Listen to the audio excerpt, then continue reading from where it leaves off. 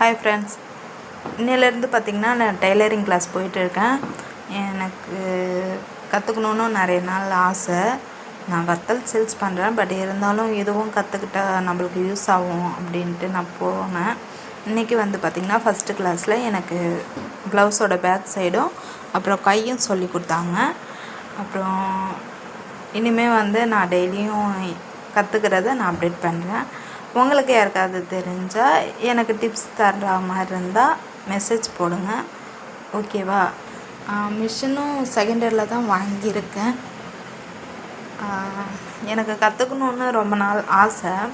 ஆனால் சின்ன வயசில் கற்றுக்கிட்டேன். ஆனால் அதை கண்டினியூ பண்ண முடியல.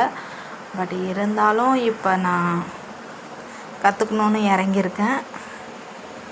ஓகேவா ஃப்ரெண்ட்ஸ்?